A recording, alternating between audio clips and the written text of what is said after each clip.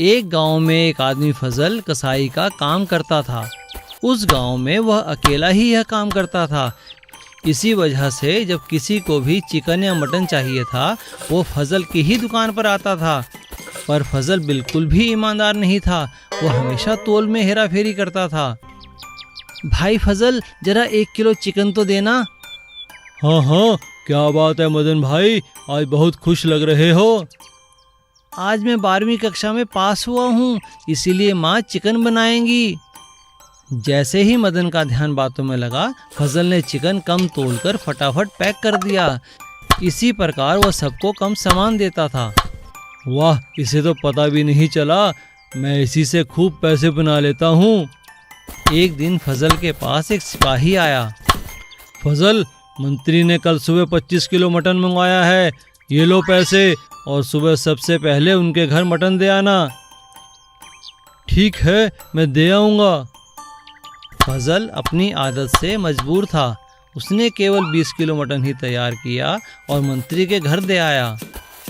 तुमने फजल से कितना मटन मंगवाया था? जी 25 किलो। तो फिर ये मटन कम कैसे पड़ा?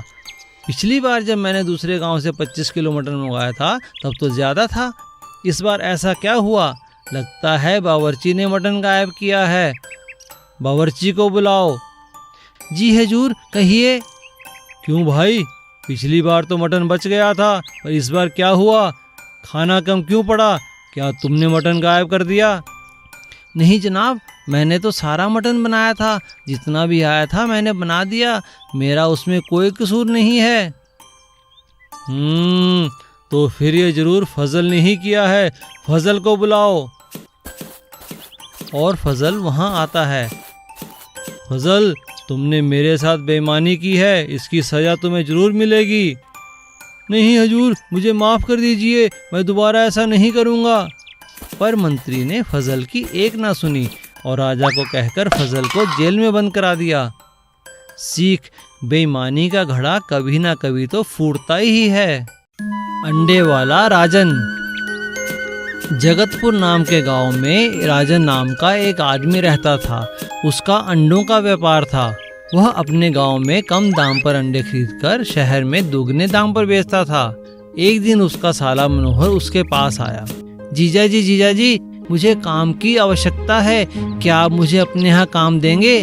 काम तो तुम कुछ करते नहीं, मैंने तो तुम्हें कोई काम करते नहीं देखा, बस हमेशा ख्याली पुलाव पकाते रहते हो, क्या काम कर पाओगे तुम? हाँ जीजा जी, मैं काम करूँगा, आप विश्वास तो करो। राजन ने मनोहर को अपने पास काम पर रख लिया।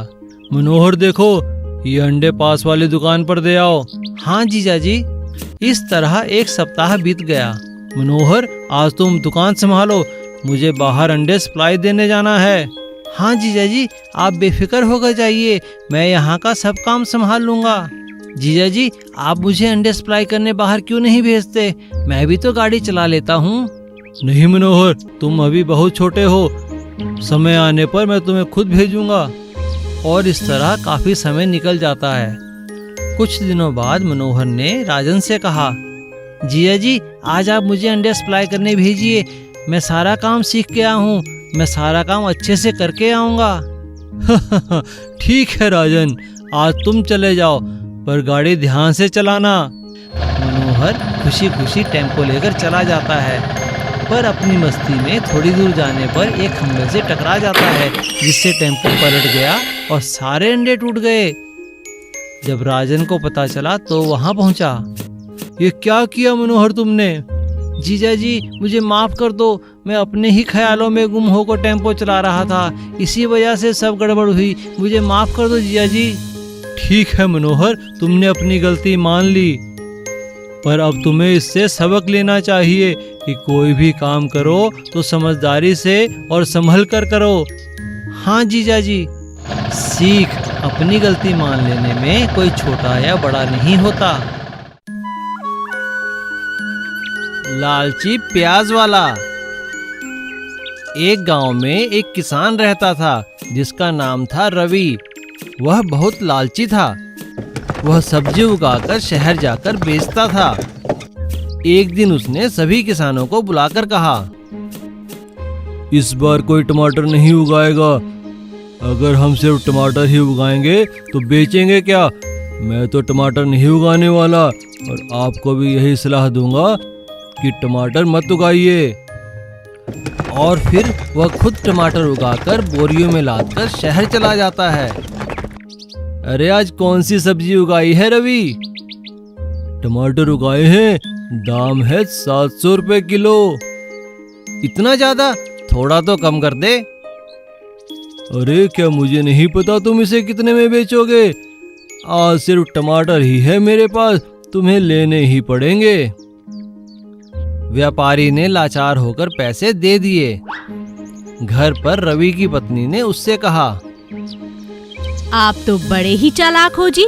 किसानों को तो टमाटर उगाने के लिए मना कर दिया और खुद मुनाफा बचा लिया। एक औरत खिड़की से यह सब सुन लेती है। वह जाकर किसानों को सब बताती है। अरे सुनो सुनो भाइयों, रवि तुम्हारे साथ धोखा कर रहा है। खुद तुम्हें टमाटर बेचने से मना करके खुद सभी टमाटर शहर जाकर बेच रहा है। जानते हो, उसने अपनी खेती टमाटर की ही की है। इतना बड़ा धोखा?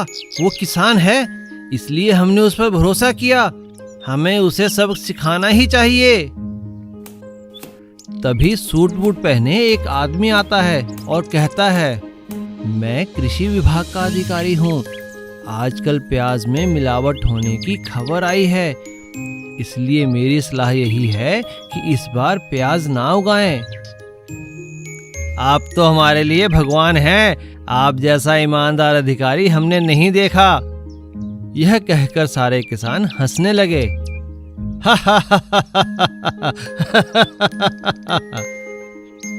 तभी रवि भी चुपके से यह बात सुन लेता है और वह प्याज उगाने की ही सोचता है और खूब सारे प्याज उगाकर शहर बेचने के लिए ले जाता है। फिर रवि प्याज की बोरियां लादकर शहर जाता है।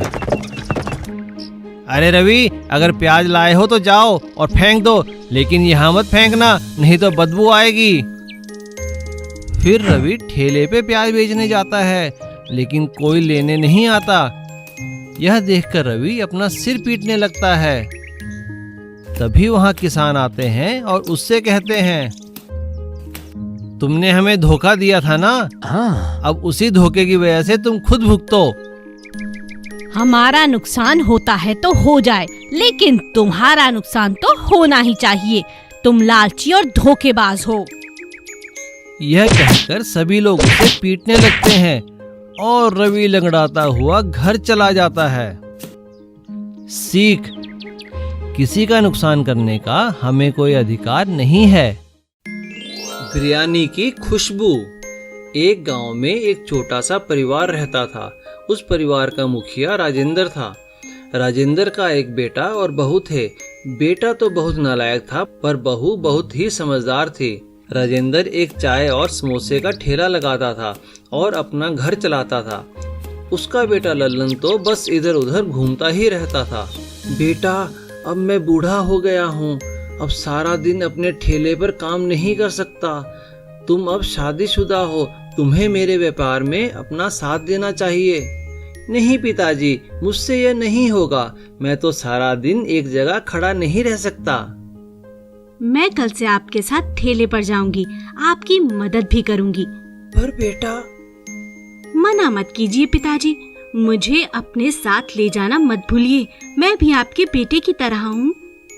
ठीक है बेटा, तुम कल मेरे साथ चलना। अगले दिन लल्लन की पत्नी ने सुबह सुबह उठकर थोड़ी बिरयानी बना ली और अपने ससुर के साथ चल दी। ये मेरी बहू है, आज से ये मेरी मदद करेगी, आपको गरम गरम समोसे खिलाएगी। ये बहुत गुणी है। राजेंद्र, आज मुझे बहुत भूख लगी है, क्या और कुछ भी है खाने को? वैसे कहीं से बिरयानी की खुशबू आ रही है। मैं थोड़ी बिरयानी लाई हूँ, क्या आप वो खाना पसंद करेंगे? हाँ हाँ, खिलाओ। अरे वाह, बहुत स्वादिष्ट बनी है। रोज लाया करो, इसे खाने के लिए तो लाइन लग जाएगी। बेटी, ये काम अच्छा है, क्या कहती हो? हाँ पिताजी, इससे हमारी कमाई दुगनी हो जाएगी। कल से मैं ज्यादा बिरयानी बना कर लाऊंगी। कुछ ही दिनों में उनका बिरयानी का कारोबार इतना बढ़ गया कि उन्होंने एक दुकान ले ली और उसे होटल बना लिया। पिताजी, आप दोनों ने इतनी मेहनत करके होटल बना लिया है। अब मैं भी इधर उधर घूमकर थक गया हूँ। आप कहें तो मैं आपके साथ मिलकर बिरयानी और चाय समोसे बेचूं? हाँ बेटा, बहू ने तो इस काम को इतना बढ़ा दिया कि अब हमें और लोग चाहिए जो हमारी मदद करें। अगर तुम भी हमारा साथ दोगे तो बहुत बढ़िया होगा। सीख, कोई भी काम छोटा या बड़ा नहीं होता। अगर मेहनत किया जाए तो छोटा काम भी बड़ा हो सकता है। शहर के पागल खाने से एक दिन एक पागल को दूसरे पागल खाने बदली करने के लिए भेजा गया। पागल का नाम था गोपी। गोपी पागल होने से पहले एक ड्राइवर था। रास्ते में एम्बुलेंस रोककर एम्बुलेंस का ड्राइवर चाय पीने उतरा। देखो, यहीं रहना, मैं अभी आया। जी साहब, पर हम मेला देखने जाएंगे ना, मुझे झूला झुलाओगे ना? हाँ हाँ, अभी मेले का टिकट लेकर आता हूँ। गोपी ने कुछ देर ड्राइवर का इंतजार किया और गाड़ी को लेकर वहां से चल पड़ा। अरे अरे, रोको कोई, रोको उसे, उसमें पागल ड्राइवर है, रोको रोको। गोपी को रास्ते में एक शादी होती नजर आई। अरे वाह, यहाँ तो मेला लगता है, मेला, चलो चलो अंदर चल के देखता हूँ। गोपी अंदर चला गया। उसने जी भर कर खाना खाया और एक बस की ड्राइविंग सीट पर आकर बैठ गया। बाराती उसी बस में आकर बैठ गए। गोपी ने बस चला दी और सबको उतारकर बस को एक जगह लाकर खड़ा कर दिया। अब वो जहां जी चाहे वहां चला जाता, कभी भी किसी भी गाड़ी को चुरा लेता और अपनी मर्जी से कहीं भी लाकर खड़ा कर देता। ऐसा कई दिन चलता रहा। अब पुलिस को एक पागल और एक गाड़ी चोर की तलाश थी, लेकिन पुलिस को यह नहीं पता था कि दोनों काम एक ही व्यक्ति के हैं। एक दिन रात में गोपी एक गाड़ी के पीछे डिक्की में जाकर सो गया। वो गाड़ी एक बहुत बड़े डॉन की थी, जिसे पकड़ने के लिए 2 लाख का इनाम था। रात में डॉन एक सोने की डील करने दूसरे डॉन को मिलने पहुंचा। डील होते ही सारा सोना गाड़ी में रख दिया गया और वह उस डॉन के पास अगली डील की बात करने चला गया। तभी उसे वहां अपना ड्राइवर दिखा। अरे तुम यहाँ क्या कर रहे हो? मेले की टिकट मिल गई, चलो चलो मेला देखने चलते हैं। एम्बुलेंस ड्राइवर के इशारे पर इंस्पेक्टर समझ गया कि यही गोपी है। अरे यह तो डॉन की कार है, इसका मतलब चोर कोई और नहीं, गोपी ही है। यही है जो गाड़ियां कहीं भी चलाकर खड़ी कर देता है। अरे गोपी, तुम्हें ये गाड़ी कहाँ से मिली? जहाँ से तुम लाए हो मेला वहीं लगा है, क्या तुम हमें वहाँ ले चलोगे? हाँ हाँ, चलो चलो, हम मेला देखने चलेंगे, पर गाड़ी मैं ही चलाऊंगा। हाँ हाँ, तुम ही चला लेना। गोपी कार चलाता है और ड्राइवर और इंस्पेक्टर को अपने साथ उसी जगह ले जाता है जहाँ पर दोनों डॉन थे। पुलिस उन्हें गिरफ्तार कर लेती है। गोपी को 2 लाख रुपए का इनाम मिल जाता है, जिससे उसका इलाज एक अच्छे हॉस्पिटल में किया जाता है। कुछ ही दिनों में वह बिल्कुल ठीक हो जाता है। फिर उसे एक ऑटो इनाम के रूप में दिया जाता है और उसकी जिंदगी बेहतर हो जाती है। बांस की गन्ने का रस निकालने वाली मशीन। कासना गांव में गन्ने की खूब पैदावार हुआ करती थी। वहाँ के गन्ने बहुत रसीले और मीठे थे।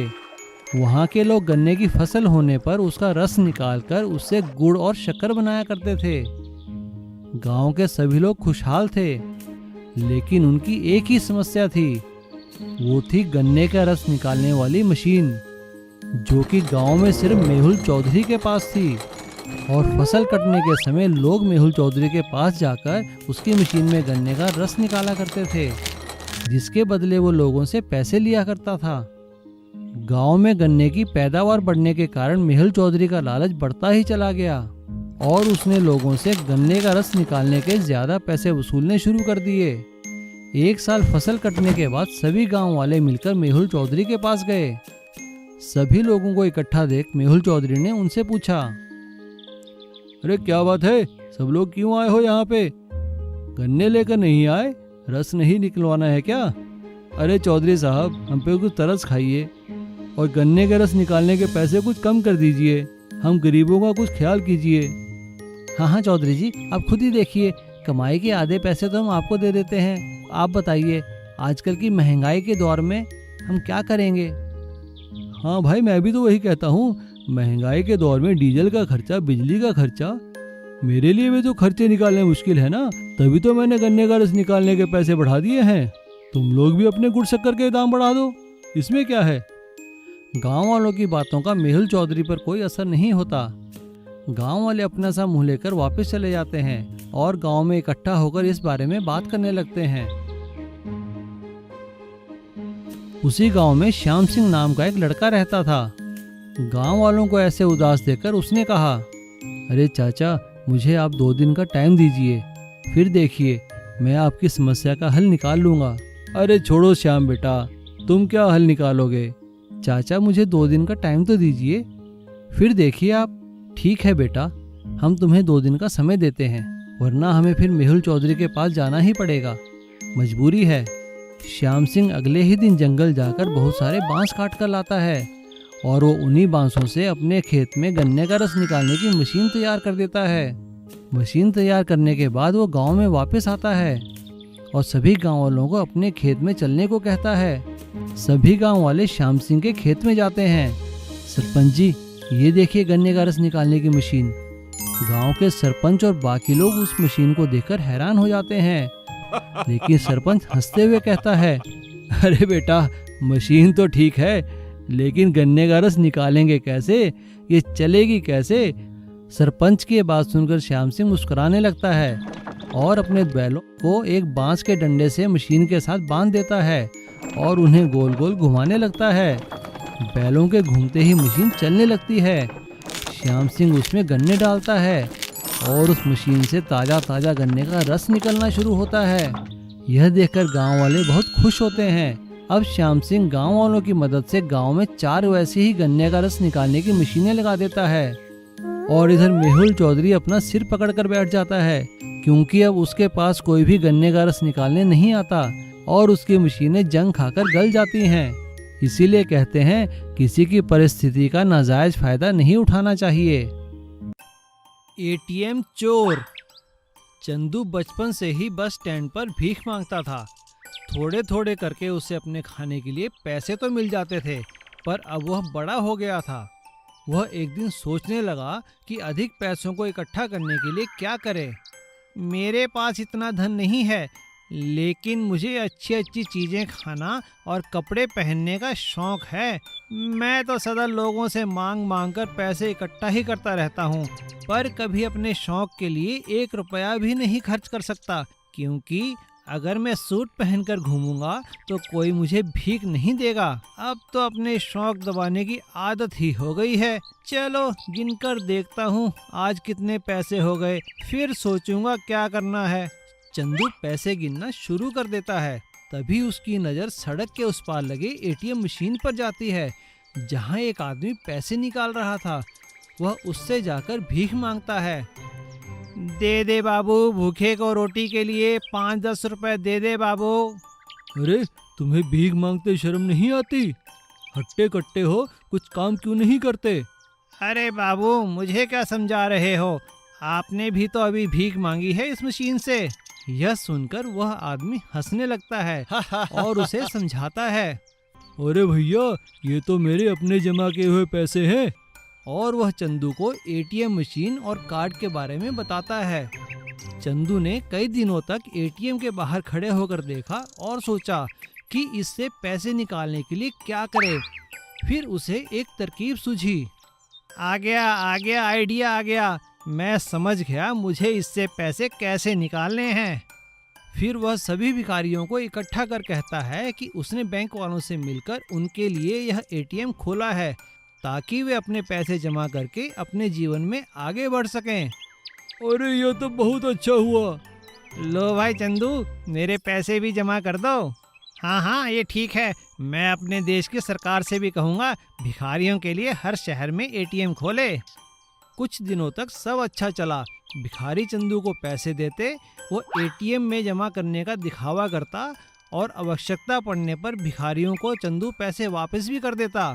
एक दिन चंदू ने कहा, अरे बाप रे, एटीएम तो खराब हो गया। अरे भाई लोग, जरा मेरी सहायता करो इसे खोलने में।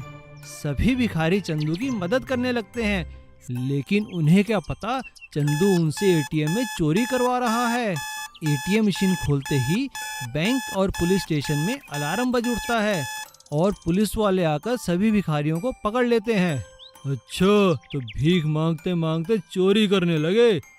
चलो सब जेल में, वहां जाकर भीख मांगना।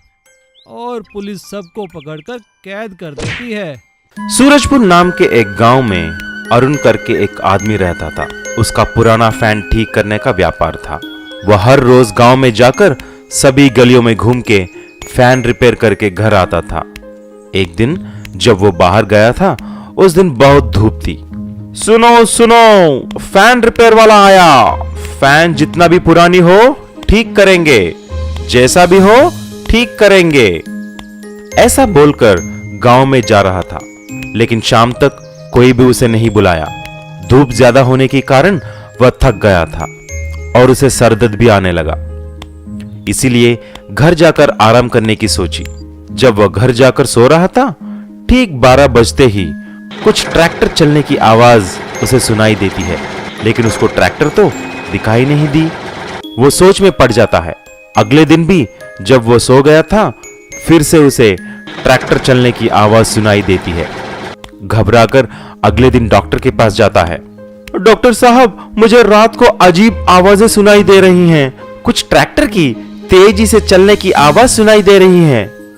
अरे, ये कैसा हो सकता है? अगर आसपास में कुछ नहीं तो ये सब तुम्हारी वहम है। रुको, मैं तुमको एक दवाई देता हूं। तुम इसे हर रोज रात को ठीक सोने से पहले ये दवाई लेकर सो जाना। आराम से सो जाओगे। अरुण ने जाकर ठीक ऐसा ही किया। सोने से पहले दवा खाकर सो गया। अगले दिन दोपहर तक नहीं उठा। जब उसका दोस्त सोनू आकर देखा तो अरुण सो रहा था। अरे उठो अरुण, तुम इतने देर तक सो क्यों रहे हो? देखा, टाइम 3 बज गया है। काम के लिए नहीं जाओगे क्या? उठो उठो। अरे यार, कल रात को मैंने ये दवा खा के सो गया और कुछ पता ही नहीं चला। लेकिन दवाई किस लिए है? अरे यार, मुझे अजीब से रात को ट्रैक्टर चलने की आवाज सुनाई दे रही है, इसीलिए डॉक्टर के पास गया तो ये दवाई दिया है। अरे यार, ये दवाई नहीं है, नींद की दवाई है। और ट्रैक्टर चलने की आवाज तो मुझे भी सुनाई दे रही है। लगता है दाल में कुछ काला है भाई।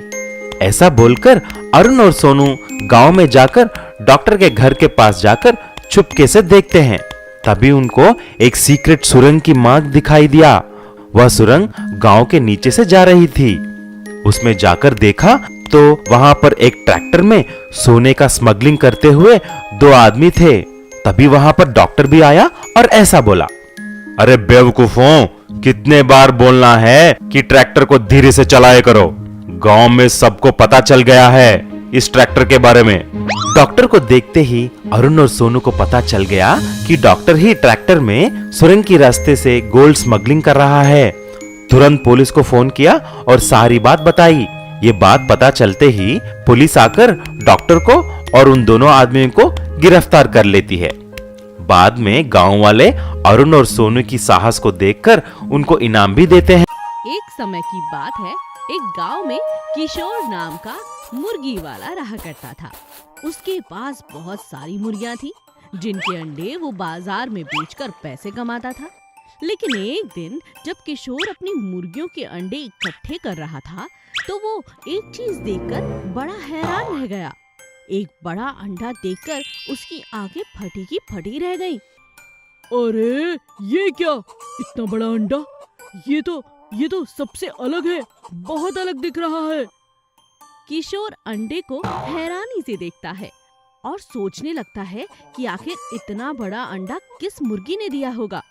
वो जल्दी जल्दी बाजार गया और सारे बाजार के लोग बड़ा अंडा देखने के लिए वहाँ आए और हर कोई वो बड़े अंडे खरीदना चाहता था। अरे भैया, इतना बड़ा अंडा मुझे भी एक दे दो। बहन जी, ये बस एक ही है, इन्होंने ले लिया, आपके लिए मैं कल ला दूंगा। अरे भैया, मुझे भी चाहिए। हर कोई किशोर का बड़ा अंडा लेना चाहता था। किशोर ने सबसे ज्यादा दाम पे वो अंडा बेच दिया। अब सभी किशोर को ऐसा अंडा फिर से लाने के लिए ललचाने लगे। भैया कल ला दोगे ना ऐसा अंडा? मैं इंतजार करूंगा और आपको मुंह मांगी कीमत दूंगा। हाँ। अच्छा, ओहो, अब इन लोगों को वो अंडा कहाँ से ला कर दूं? अगर कल ना दिया तो? और ये मुर्गी कौन है जो इतना बड़ा अंडा दे रही है? अगर इतना बड़ा अंडा देने वाली मुर्गी को बेचा जाए तब तो और भी फायदा हो सकता है। घर पहुंचकर किशोर को फिर से वही एक और बड़ा अंडा मिलता है। वो उसे उठाता है और जोर जोर से मुर्गियों से एक बात पूछने लगता है। बताओ मुझे, ये विशाल अंडा किस मुर्गी का था? तुम में से जिसने भी ये अंडा दिया है मेरे पास आओ, वरना मैं इन अंडों को फेंक दूंगा। यह सुनकर मुर्गी किशोर के पास भागती हुई आई। ये अंडा तो मैंने दिया है।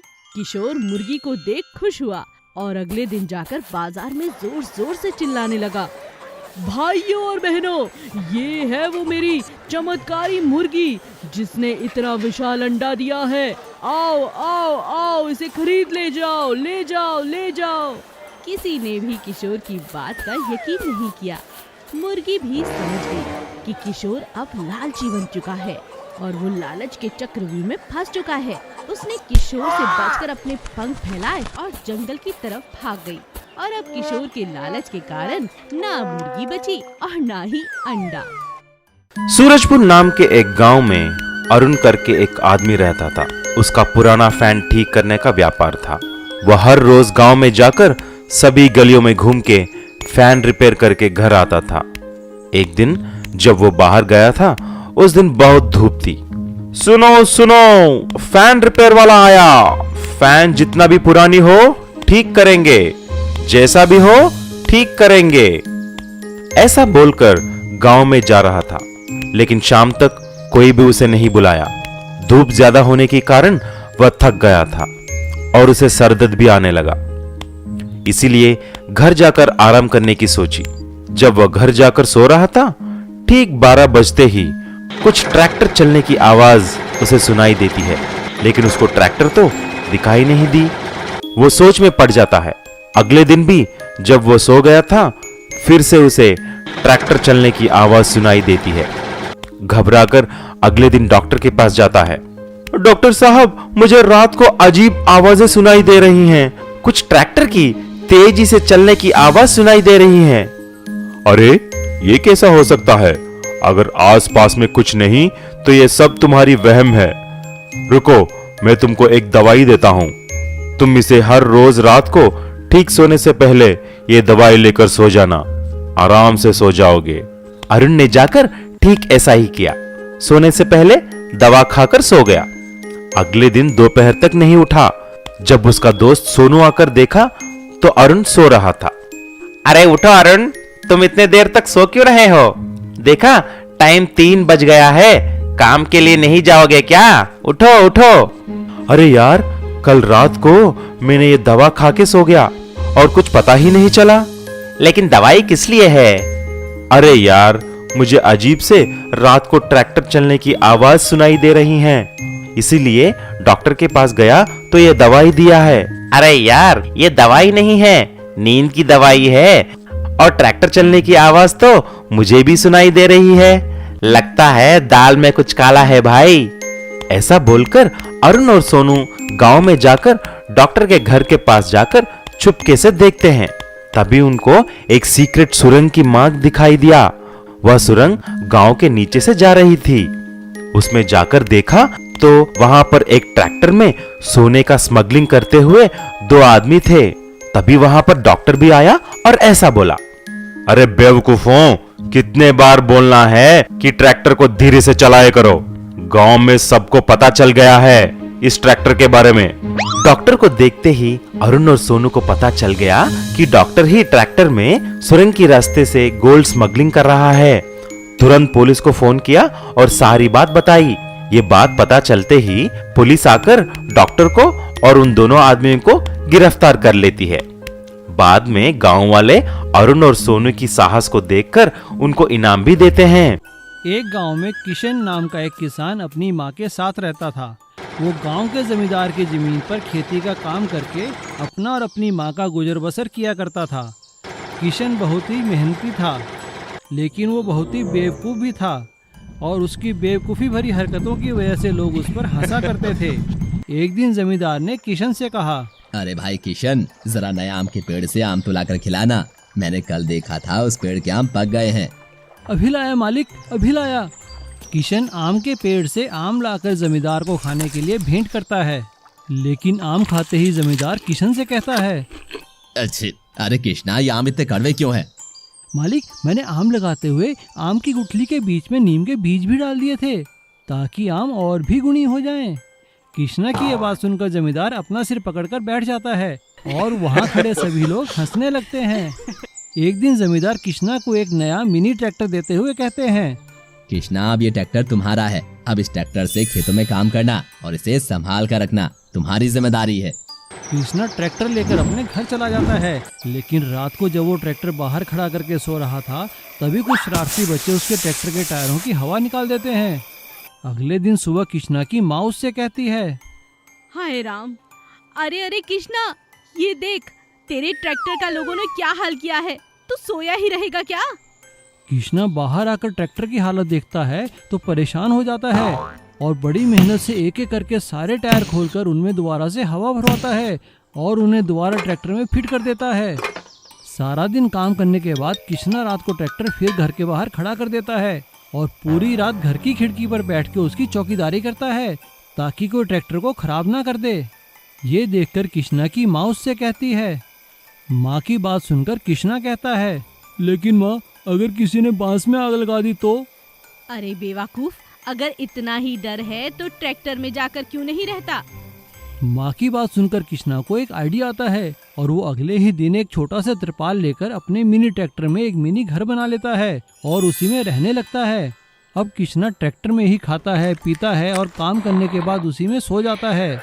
सभी लोग उसे समझाते हैं कि कृष्णा घर के आसपास एक चार दीवारी बना ले और उसमें ट्रैक्टर खड़ा करो।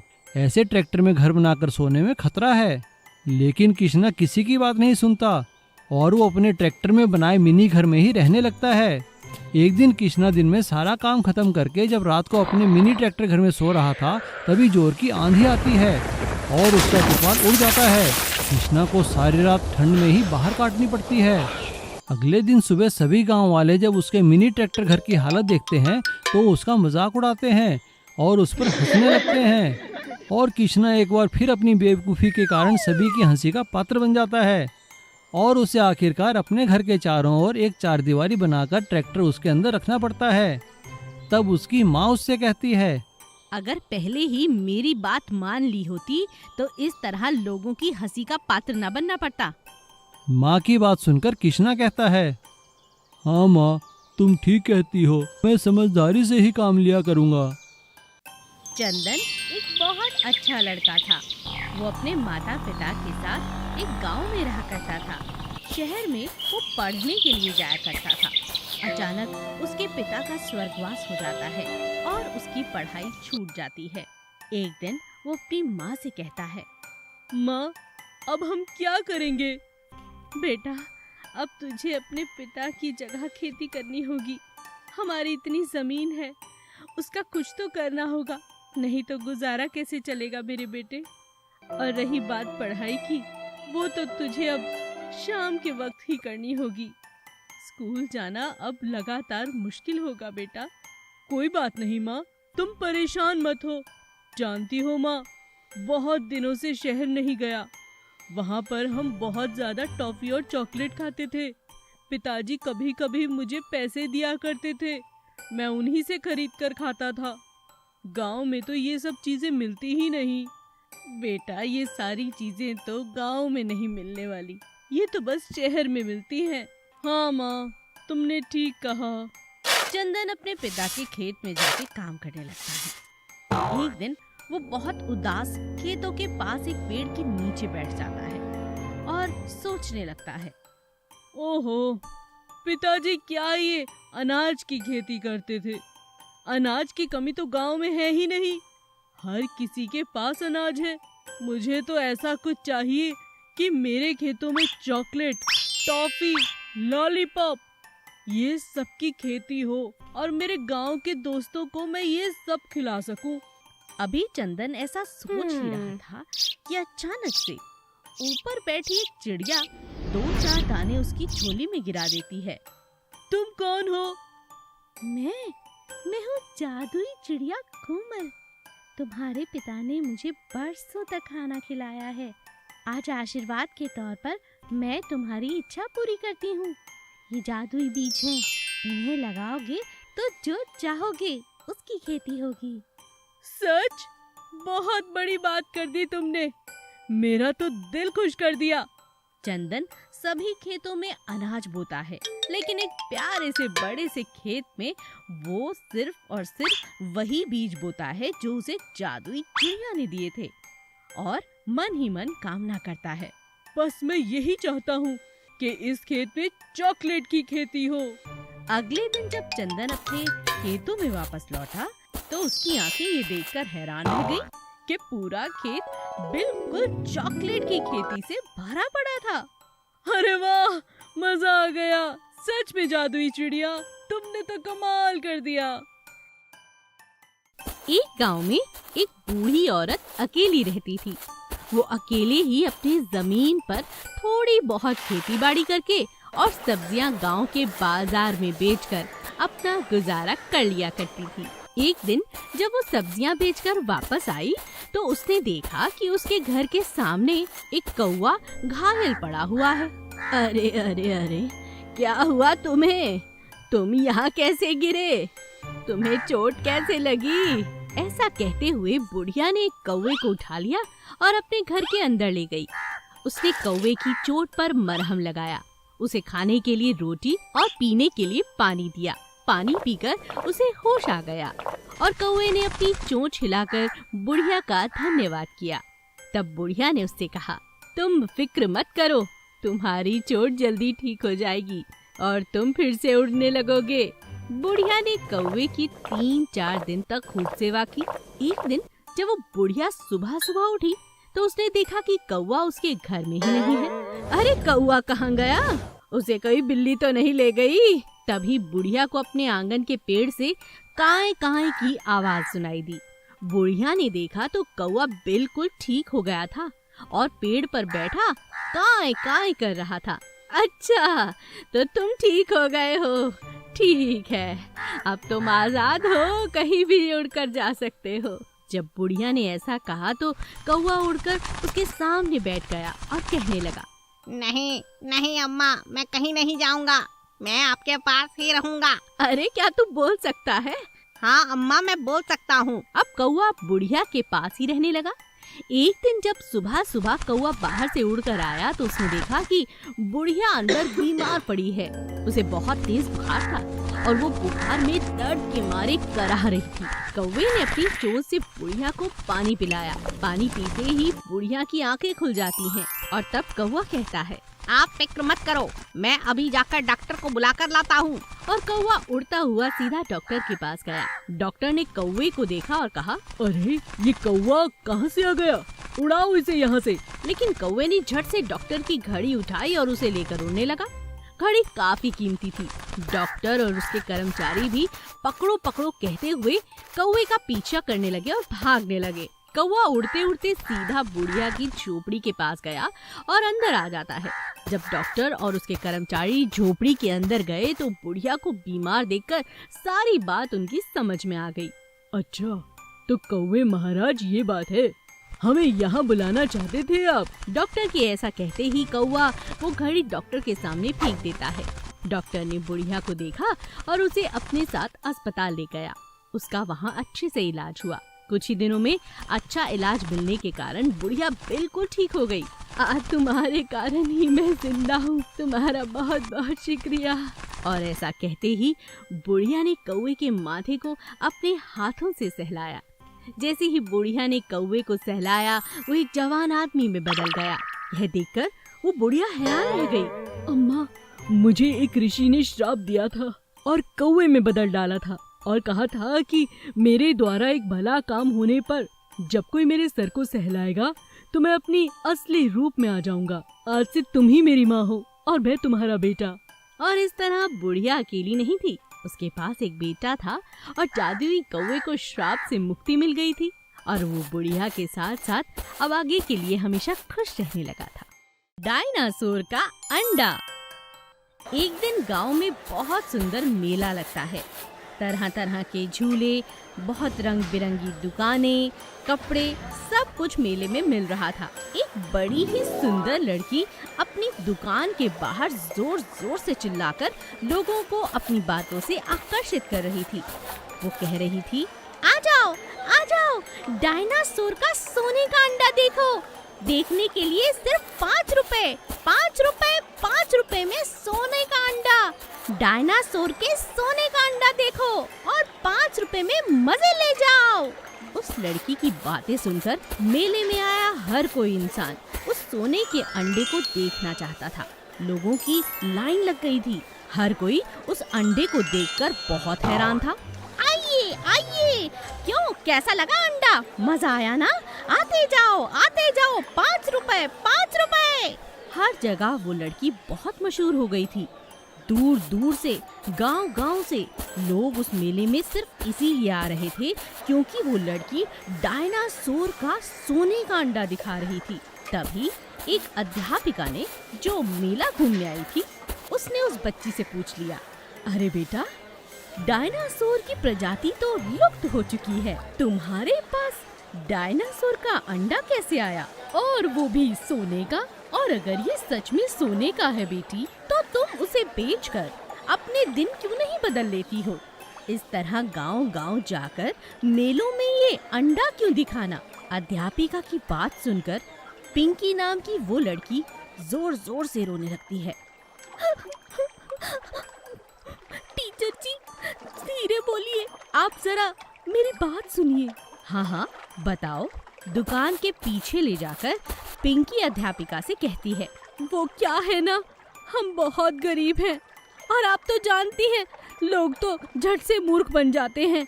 इसी बात का फायदा उठाकर ये मिट्टी का अंडा बनाकर मैंने उसे सुनहरे रंग में रंग दिया है और हर किसी को यही कह रही हूँ कि डायनासोर का है।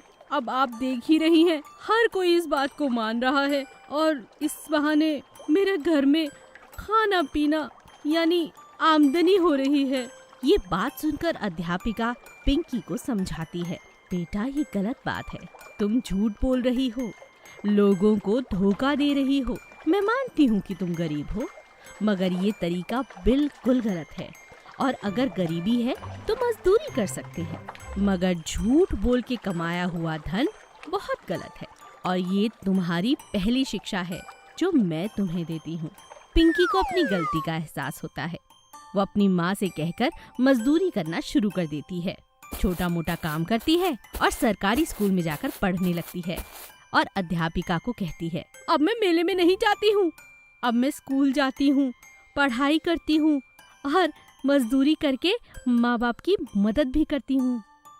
बहुत अच्छा बेटी, बहुत अच्छा। सीतापुर गांव में बरसातों के दिनों में खूब बरसात हुई और लगातार बिजली कड़कती रही। कोई भी गांव वाला घर से नहीं निकला, लेकिन इस बरसात में सबका बहुत नुकसान हो रहा था। फसलें उजड़ रही थी, छतें टपकने लगी थी, हर तरफ बस पानी ही पानी था। किशन लाल के घर से भी पानी टपक रहा था। वह छत पे जाकर देखता है कि पानी कहाँ से टपक रहा है।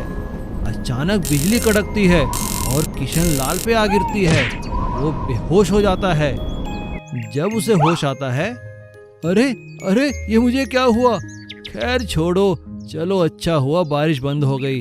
अब शादी में चलता हूँ, नहीं तो दोस्त नाराज हो जाएगा। किशन लाल अपने दोस्त की शादी में पहुँचता है, लेकिन वहाँ देखता है लड़की वाले बहुत परेशान थे क्योंकि उस गांव में अधिक बारिश के कारण बिजली कटी हुई थी। लेकिन यह क्या, किशन लाल के पहुँचते ही वहाँ सारी लाइटें और पंखे चलने लगे। सब हैरान थे और लगातार किशन लाल को ही देख रहे थे। तभी किशन की नजर अपने पैरों पर गई। वह बिजली की तारों के ऊपर खड़ा था। जैसे ही वह वहां से हटा, लाइट फिर चली गई। अरे यह सब क्या हो रहा है? तभी लड़की के भाई ने कहा, अरे भाई किशन लाल, तुम तो हमारे लिए भगवान के दूत बनकर आए हो। कृपया यहीं खड़े रहो जब तक शादी नहीं हो जाती। हम तुम्हें पानी खाना सब यहीं दे देंगे। शादी तो धूमधाम से हो गई, लेकिन बेचारा किशनलाल एक ही जगह बिजली की तारों पर खड़ा रहा। अब हर कोई उसे किशनलाल बिजली वाला कहते, क्योंकि उसके शरीर से बिजली निकल रही थी। उसकी पत्नी सुधा ने तो अब बिजली का कनेक्शन ही निकलवा दिया था। अरे सुधा, तुमने ऐसा क्यों किया? आप भी कमाल करते हैं। भगवान ने इतना बड़ा वरदान जो दिया है, मैं बिजली का बिल क्यों भरूं? हाँ, आप जो है सारा दिन मुफ्त में बिजली देने के लिए। अरे तुम पागल हो गई हो क्या सुधा? मैं कोई और काम ना करूं? सारा दिन बस यहीं खड़ा रहूं, रात को भी यहीं खड़ा रहूं बिजली की तारें पकड़कर?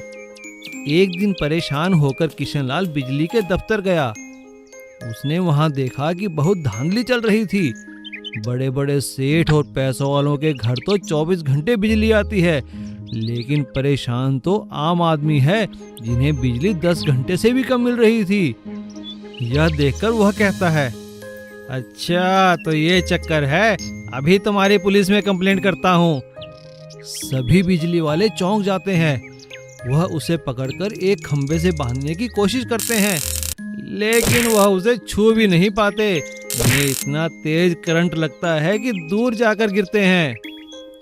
किशनलाल हंसते हुए कहता है, अगर पुलिस से बचना है, अभी पूरे गांव में 24 घंटे बिजली भेजो, वरना यहाँ रोज आकर झटके देता रहूंगा। बिजली वाले तुरंत पूरे सीतापुर गांव में 24 घंटे बिजली की सप्लाई करते हैं। और अब किशनलाल को भी थोड़ा आराम मिलता है, क्योंकि अब उसे किसी को बिजली सप्लाई नहीं करनी पड़ती। एक गांव में एक बूढ़ी औरत अकेली रहती थी। वो अकेले ही अपनी जमीन पर थोड़ी बहुत खेती बाड़ी करके और सब्जियां गांव के बाजार में बेचकर अपना गुजारा कर लिया करती थी। एक दिन जब वो सब्जियां बेचकर वापस आई तो उसने देखा कि उसके घर के सामने एक कौवा घायल पड़ा हुआ है। अरे अरे अरे, क्या हुआ तुम्हें? तुम यहाँ कैसे गिरे? तुम्हें चोट कैसे लगी? ऐसा कहते हुए बुढ़िया ने एक कौवे को उठा लिया और अपने घर के अंदर ले गई। उसने कौवे की चोट पर मरहम लगाया, उसे खाने के लिए रोटी और पीने के लिए पानी दिया। पानी पीकर उसे होश आ गया और कौवे ने अपनी चोंच हिलाकर बुढ़िया का धन्यवाद किया। तब बुढ़िया ने उससे कहा, तुम फिक्र मत करो, तुम्हारी चोट जल्दी ठीक हो जाएगी और तुम फिर से उड़ने लगोगे। बुढ़िया ने कौवे की 3-4 दिन तक खूब सेवा की। एक दिन जब वो बुढ़िया सुबह सुबह उठी तो उसने देखा कि कौवा उसके घर में ही नहीं है। अरे कौवा कहाँ गया? उसे कोई बिल्ली तो नहीं ले गई? तभी बुढ़िया को अपने आंगन के पेड़ से काए काए की आवाज सुनाई दी। बुढ़िया ने देखा तो कौवा बिल्कुल ठीक हो गया था और पेड़ पर बैठा काए काए कर रहा था। अच्छा, तो तुम ठीक हो गए हो, ठीक है, अब तुम आजाद हो, कहीं भी उड़कर जा सकते हो। जब बुढ़िया ने ऐसा कहा तो कौवा उड़कर उसके सामने बैठ गया और कहने लगा, नहीं नहीं अम्मा, मैं कहीं नहीं जाऊंगा, मैं आपके पास ही रहूंगा। अरे क्या तू बोल सकता है? हाँ अम्मा, मैं बोल सकता हूँ। अब कौवा बुढ़िया के पास ही रहने लगा।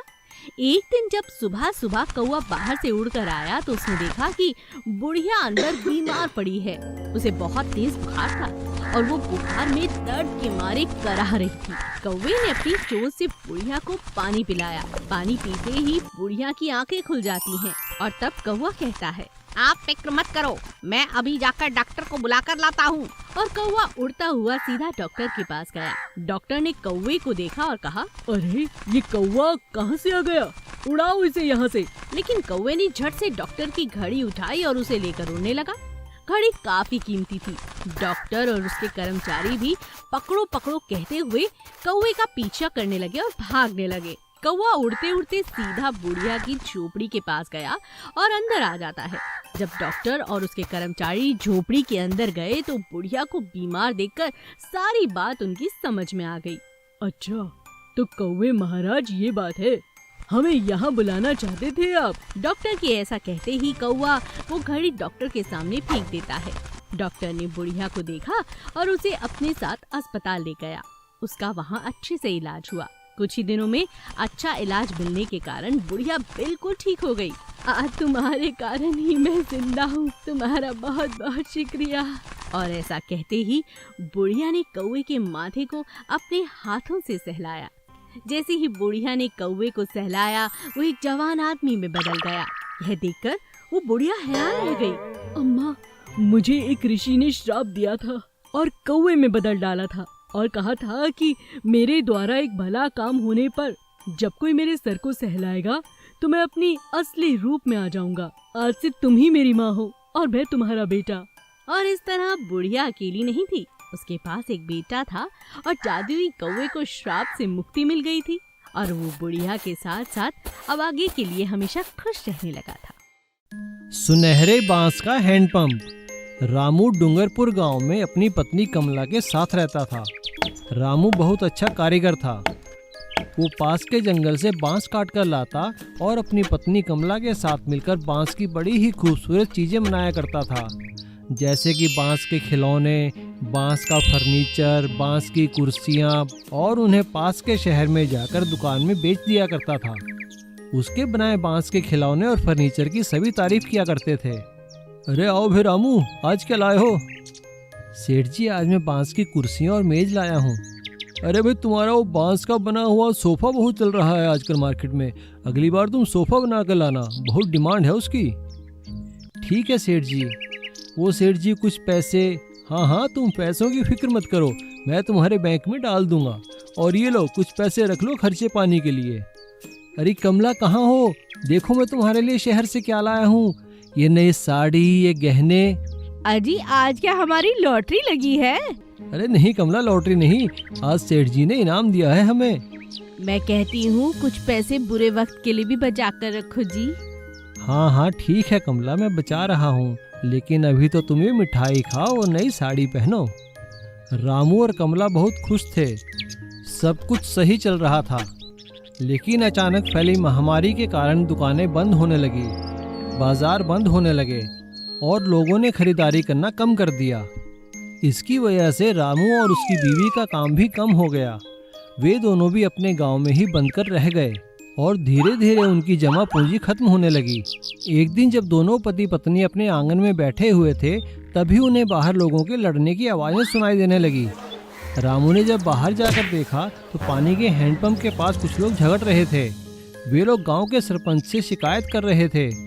सरपंच जी देखिए, फिर से पानी गंदा आने लगा, ऐसा कब तक चलेगा? हाँ सरपंच जी, कुछ कीजिए। शांत हो जाओ भाइयों, मैं इस समस्या का कोई उपाय ढूंढता हूँ। रामू ने जब बाहर जाकर बात जाननी चाही तो उसे पता चला कि गांव के जितने भी हैंडपंप हैं उनकी सारी पाइपें गल चुकी हैं और सभी में गंदा पानी आ रहा है। और सरपंच ने बताया कि वे पानी की पाइपें बदल बदल कर परेशान हो चुके हैं। कुछ ही समय में लोहे की पाइपें जंग लगकर गल जाती हैं। सरपंच की बात सुनकर रामू को एक आइडिया आया और रामू ने गांव वालों के आगे बांस का हैंडपंप बनाने का प्रस्ताव रखा और उसमें पाइपें भी बांस की लगाने के लिए कहा। गांव वालों को रामू का आइडिया पसंद आया और रामू ने एक पानी का हैंडपंप पूरा बांस का तैयार किया और उसमें पाइपें भी बांस की लगाई। और जब लोगों ने उस हैंडपंप से पानी खींचकर पिया तो पानी बहुत ही मीठा आने लगा, क्योंकि वो बांस था, उसमें जंग भी नहीं लगा। और इस तरह रामू का बांस का हैंडपंप बनाने का आइडिया फेमस हो गया। अब उनके गांव में ही नहीं, आसपास के गांव वाले भी बांस का हैंडपंप बनाने लगे और रामू ने मौके में अवसर की तलाश की और उसका काम चल निकला। और इस तरह ये बांस का हैंडपंप रामू के लिए जादुई सुनहरा हैंडपंप साबित हुआ और वे दोनों पति पत्नी फिर से खुशहाली से रहने लगे। 3 सर वाली जादुई मुर्गी। गोपी और उसकी पत्नी मुर्गियां पाला करते थे। उन्हें पालते उनके अंडों को गांव-गांव, शहर-शहर जाकर बेच दिया करते थे। गोपी का एक बेटा था, चंदा। चंदा बहुत प्यारा था और उसे हर समय मुर्गियों के साथ खेलने में बहुत मजा आता था। धीरे धीरे अंडों के कारोबार के साथ साथ उसके पिता ने मुर्गियों को बेचना भी शुरू कर दिया। इस बात से अब चंदा बहुत खामोश और निराश रहने लगा। एक दिन उसने सोचा, ये सब मेरे दोस्त हैं, इस तरह से तो सभी मुर्गियां एक एक करके मुझसे दूर हो जाएंगी। मैं कैसे रहूंगा? मुझे माँ से बात करनी चाहिए। चंदा अपनी माँ के पास जाता है और अपने दिल की बात कहता है। उसकी माँ उसे समझाती है। अरे मेरे लल्ला, कैसी बातें करता है। अरे हमारा तो व्यापार ही ये है, अंडे बेचना, मुर्गियाँ बेचना। अब अगर यही बंद कर देंगे तो घर कैसे चलेगा। और तुझे तो बड़ा अफसर बनना है। जब तू बड़ा होके बहुत ही बड़ा अफसर बन जाएगा ना, तब देखना ये सारे काम हम बंद कर देंगे। हाँ, चल जा, अपना दूध पी और सो जा। अपनी माँ की बात से चंदा बिल्कुल भी संतुष्ट नहीं था। वो रात में उठता है और एक मुर्गी का ढांचा बनाता है। 2 सर बनाकर एक अपनी पसंदीदा मुर्गी के सर के अगल बगल लगा देता है और अगले दिन शोर मचाकर कहता है, अरे माँ देखो देखो, ये तो 3 सर वाली मुर्गी है। लगता है जादुई है। अब हम इसे नहीं बेचेंगे, अब मैं इसके साथ खेलूंगा। गत्ते के बने हुए टूटे फूटे सरों को देखकर चंदा के माता पिता समझ जाते हैं कि चंदा उनके साथ बहुत बड़ा मजाक कर रहा है। लेकिन उसका दिल रखने के लिए उसकी माँ अपने पति को इशारा करके कहती है, सुनो जी, मैं समझ गई हूँ। ये इतना बड़ा नाटक इसीलिए कर रहा है कि कम से कम एक मुर्गी दोस्त इसकी बच जाए। अपने बच्चे के लिए इतना तो हम कर ही सकते हैं ना। आप भी यही दिखावा करो कि ये सच की मुर्गी है कि इसके 3 सर हैं और आप इसे नहीं बेचोगे। वादा करोगे ना? हाँ हाँ ठीक है, अपने बच्चे के लिए मैं इतना तो कर ही सकता हूँ। दोनों पति पत्नी इस तरह का दिखावा करते हैं कि जैसे वो जानते हैं कि मुर्गी सच में 3 सर की है और जादुई है, लेकिन फिर भी वो उससे डरते हैं और उसे अपने घर से बाहर जाने ही नहीं देते। और इस तरह अब चंदा अपनी प्यारी मुर्गी दोस्त के साथ हमेशा के लिए खुश रहता है। देखा मुर्गी, मैंने तेरी जान बचाई। थोड़ा झूठ बोलना पड़ा, पर क्या करूं, दोस्ती के लिए ये बहुत जरूरी है ना। चतुर भाई। राम और श्याम की शादी हो चुकी थी।